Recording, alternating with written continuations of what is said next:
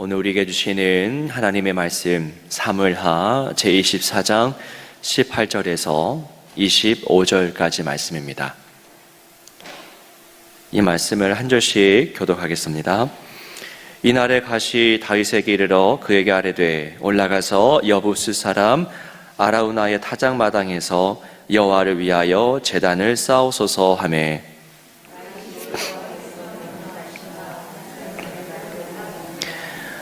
아라우나가 바라보다가 왕과 그의 부하들이 자기를 향하여 건너옴을 보고 나가서 왕 앞에서 얼굴을 땅에 대고 절하며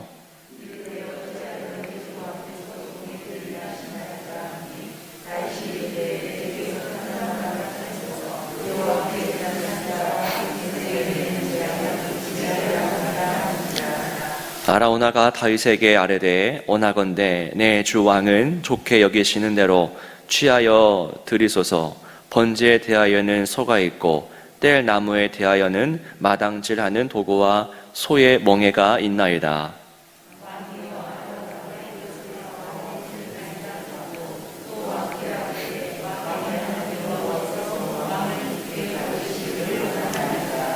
왕이 아라우나에게 이르되 그렇지 아니하다. 내가 값을 주고 내게서 살이라. 값 없이는 내 하나님 여호와께 번제를 드리지 아니하리라 하고 다윗이 은 오셉 세겔로 타작마당과 소를 사고 그곳에서 여호와를 위하여 제단을 쌓고 번제와 화목제를 드렸더니 이에 여호와께서 그 땅을 위한 기도를 들으심에 이스라엘에게 내리는 재앙이 그쳤더라. 아멘. 네, 지난밤 편히 쉬셨는지 모르겠습니다. 사실 제가 어제 오전 예배를 드릴 때만 해도 지난밤 토요일밤에 어떤 일이 있는지 제가 뉴스를 못 봐서 주일 준비하면서 못 봐서 몰랐다가 기도하시는 분들의 기도를 듣고 저도 그 소식을 좀 접해 들었고 저도 어제 사역 마치고 집에 들어가서 보니까 야, 이게 어떻게 된 일인가 참 아무리 생각을 해도 풀리지 않더라고요. 그런 모든 아픔과 또 혼란스러움 또 하나님 안에서 우리가 치유받고 회복되는 그 한 주가 되도록 우리 교회가 함께 기도할 때인 것 같습니다. 오늘은 사무엘하 마지막 말씀이죠. 이스라엘에 재앙이 임했습니다. 이 재앙이 있었던 이유가 오늘 본문이 아니라 사실 어제 본문에 등장하는데요. 다윗이 이스라엘의 인구를 조사했습니다. 이스라엘의 인구를 조사하는 것이 왜 문제가 됐을까요? 하나님은 왜 인구를 세어보는 것을 싫어했던 것일까요? 다윗이 인구를 조사를 했던 목적은 사무엘하 24장 9절에 힌트가 있는데 한번 제가 읽어드리겠습니다. 요압이 백성의 수를 왕께 보고하니 곧 이스라엘에서 칼을 빼는 담대한 자가 80만 명이요 유다 사람이 50만 명이었더라. 네, 총 130만 명인데요. 근데 앞에 그냥 인구가 아니라 무엇을 할 수 있는 자 몇만 명, 몇십만 명 이렇게 기록되어 있죠. 어떤 이야기냐면 칼을 빼는 담대한 자라고 합니다. 이게 힌트라고 할 수 있겠죠. 다윗이 인구를 조사하려고 했던 목적이 무엇이겠습니까? 칼을 빼는 자가 얼마인지, 즉 자신의 나라 군사력이 어느 정도인지 헤아려 보기 위해서입니다. 그렇다면 여러분, 왜 군사력을 헤아려 볼까요? 왜 그것을 세워보겠습니까? 그 군사력을 의지하기 때문입니다. 그것이 자기의 신뢰의 대상이 되기 때문입니다. 개업한 식당에 가보면 주인이 지인들에게서 받은 여러 화분들을 볼 때가 있지 않습니까? 그 화분들 가운데 지인들의 그 축복의 말들이 쓰여져 있는데 그 중에 돈 세다가 잠드소서라고 하는 글귀를 본 적도 있습니다. 세상에서는 사실 이것이 꿈 같은 이야기죠. 그날 번 돈, 현금을 세다가 잠드는 게 세상에서는 그게 꿈 같은 이야기입니다. 사실 이게 잘 보시면 참 꿈 같은 이야기인데요. 어떻게 보면 한편으로는 모골이 송연해지는 말이기도 합니다. 그러니까 세상에 추구하는 삶의 단면이지 않습니까? 세상은 그렇게 자신의 욕망을 세다가 욕망과 씨름하다가 욕망 속에 허우적거리다가 잠듭니다. 하루 지나고 잠드는 잠도 있겠지만 영원히 잠드는 경우도 있겠지요. 참 모골이 송연해지는 말이기도 합니다. 다윗이 인구를 셉니다. 자신의 군사력을 신뢰했던 겁니다. 하나님은 이 순간 저 멀리 밀려나가고 말죠. 자기의 군사력이 가장 중요하고 하나님의 손, 하나님의 도움은 저 멀리 떠내려간 상태가 됩니다. 하나님은 이를 방관하지 않으십니다. 방관하지 않으시고 개입하시고 재앙을 내리시는데, 근데 여러분, 하나님이 방관하지 않고 개입하시는 것은 그것이 사실은 은혜의 때입니다. 목장 예배 때도 제가 잠시 나눴지만 하나님은 저주하고자 하실 때 방관하십니다. 개입도 안 하십니다. 벌도 안 내리십니다.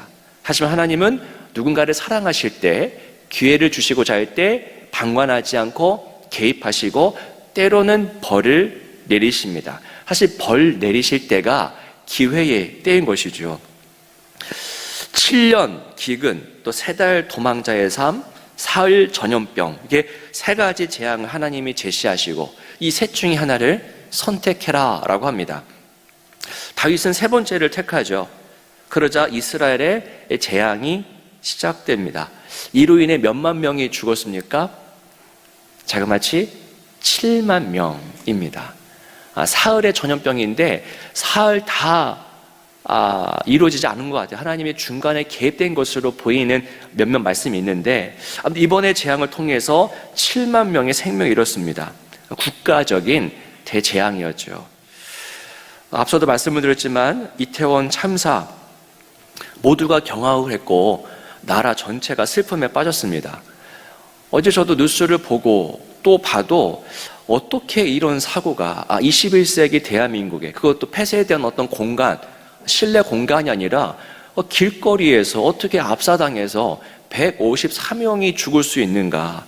왜라고 하는, 너무나 안타까워서 왜라고 하는 질문을 던져보지만 뒤돌아보면 그 왜라고 하는 질문은 사실 쓸모가 없는 겁니다. 이미 사고가 벌어졌는데 그 왜라고 하는 질문이 무슨 의미가 되겠고 무슨 위로가 되겠습니까? 아무튼 이해가 되지 않은 사건입니다. 그곳에 10대, 20대 아이들이 그날 토요일날 밤에 그곳에 가면서 그곳이, 그 자리가, 그날이 자기의 마지막 순간, 자기의 마지막 자리라는 것을 누가 알고 그곳에 갔겠습니까? 참 안타까운 일이고 참 안쓰러운 일입니다. 바라기는 이 나라의 건전한 문화가 이루어지기를 소망합니다. 154명의 사망자가 발생한 주말, 나라 전체가 다 애도했죠. 오늘 말씀을 보십시오. 이스라엘은 7만 명입니다. 7만 명.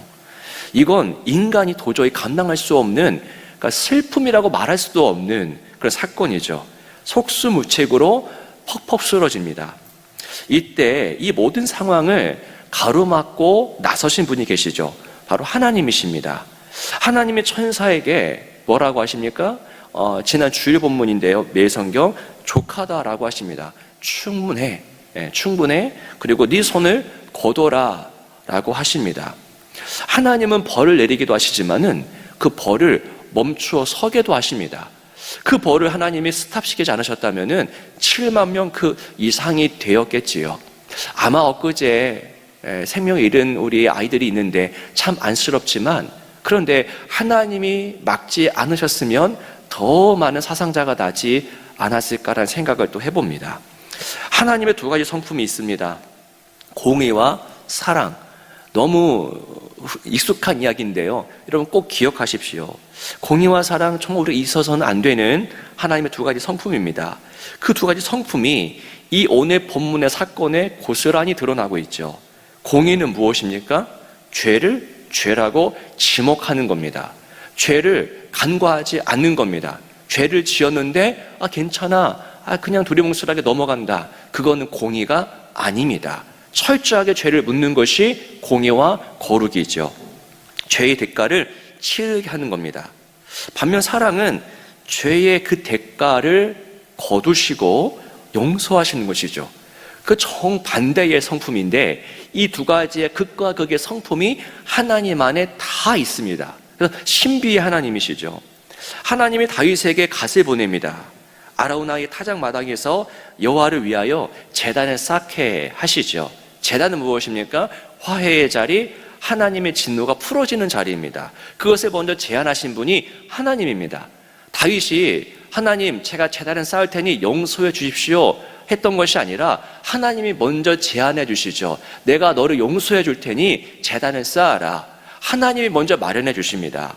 그리고 사물하는 그 마지막 문장이 이런데요, 25절의 말씀을 같이 한번 읽겠습니다. 시작. 그곳에서 여호와를 위하여 제단을 쌓고 번제와 화목제를 드렸더니 이에 여호와께서 그 땅을 위한 기도를 들으심에 이스라엘에게 내리는 재앙이 그쳤더라. 이게 사무엘의 마지막 이야기입니다. 우리나라 사람이 썼다면 좀 더 화려한 문구로 마무리했을 텐데, 근데 재앙이 그쳤더라가 사무엘하의 마지막 문장이에요. 여러분, 공의의 칼을 꺼내셨던 하나님이 사랑의 손을 내미십니다. 공의의 칼을 내밀었던 하나님이 끝내는 사랑의 손길을 내미십니다. 이게 하나님입니다. 공의의 하나님이시고 또한 사랑의 하나님이십니다. 여러분, 인간이 죄를 지었을 때, 다윗이 죄를 지었을 때 7만 명의 목숨을 잃었습니다. 기억하십시오. 여러분, 이게 공의의 무게입니다. 공의는 죄를 간과할 수가 없습니다. 간과하면 그건 공의가 아닙니다. 공의는 죄를 묻고 대가를 치르게 합니다. 이때 우리는 예수님을 묵상해야 됩니다. 여러분, 예수님이 하신 일이 무엇입니까? 골고다 언덕에 그 십자가에서 예수님은 과연 무엇을 하고 계셨던 것일까요? 왜 그 십자가를 지셨고, 왜 매 맞으셨고, 왜 침뱉음 당하셨고, 왜 손과 발 못질 당하셨던 겁니까? 왜 피를 철철 흘리셔야 됐던 겁니까? 왜 하나님이 옷 하나도 남김없이 다 벗김을 당하고, 우리가 보는 성화에서 보는 그 흰색 천은 예술가들의 상상력이라고 합니다. 그 당시에 모든 것을 다 벗겼다고 합니다. 왜 하나님이 그런 수치를 당해야만 했을까요? 뭐 하셨던 겁니까?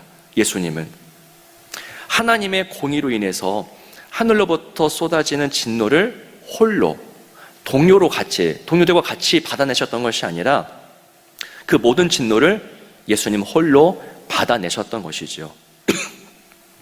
성부의 진노를 성자가 받아내사 누구를 보호하시고 누구를 살려내신 사건입니까? 바로 저와 여러분입니다. 저와 여러분 살리고자 하나님이 직접 십자가 나무 위에 오르셨고 다 벗김당하셨고 매 맞으셨고 피 철철 흘리면서 죽으셨던 겁니다. 이런 질문 나와야 되지 않겠습니까? 우리가 누구이기에, 우리가 무엇이기에, 우리 인간이 뭡니까? 항상 죄만 짓는 자인데 이런 이 먼지보다 못한 자를 위해서 하나님 십자가를 오르셨다라는 겁니다. 이해가 되십니까? 네, 예수님이 그 일을 행하셨다라는 것이지요. 여러분, 어떻게 성부가 성자를 사지로 내몰까? 좀 치사하시다. 여러분, 그렇게 만약에 생각이 된다면 여러분, 오해하지 마십시오. 성부도 하나님이시고 성자도 하나님이십니다. 그러니까 자신이 진노하신 것이고 자신이 그 대가를 받아내신 것입니다. 누구를 위해서요? 저와 여러분, 이 땅 우리 사람들을 위해서 그런 일을 행하셨습니다. 이해되지 않는 사랑입니다. 그래서 우리는 이 사랑을 이해하는 것이 아니라 믿는 것이고 소망하는 것이죠. 여러분, 우리나라에 지금 참 위로가 필요하고 또 올바른 영적인 문화가 세워지는 것이 필요한 때인 것 같습니다. 참 안타깝죠. 참 좋은 일 하다가 그런 일을 당했으면 그래도 덜할 텐데, 네, 참 안타까운 일인 것 같습니다. 그 유가족들을 위해서 또 이 나라 전체의 문화 또 현상을 위해서 함께 기도하는 그런 복된 또 의미 있는 하루 되시기를 주의 이름으로 축원합니다. 기도하겠습니다. 하나님 아버지, 이 나라의 슬픔을 위로하여 주시고 이 나라의 영적으로 건전한 문화가 정착되게 하시사 다시는 이런 아픔이, 이런 사건이 발생하지 않도록 인도하여 주시고 그 유가족들을 주님 붙잡아 주시고 또 부상자들 회복시켜 주시옵소서. 이때 교회가 남들을 또 쉽게 비난하는 것이 아니라 함께 아파할 때는 아파하고 또 기도할 때 기도하며 위로자가 되고 또 빛이 되고 소망이 되는 그런 공동체가 되도록 성령께서 우리와 함께하여 주옵소서. 주 예수 그리스도 이름으로 간절히 기도하옵나이다. 아멘.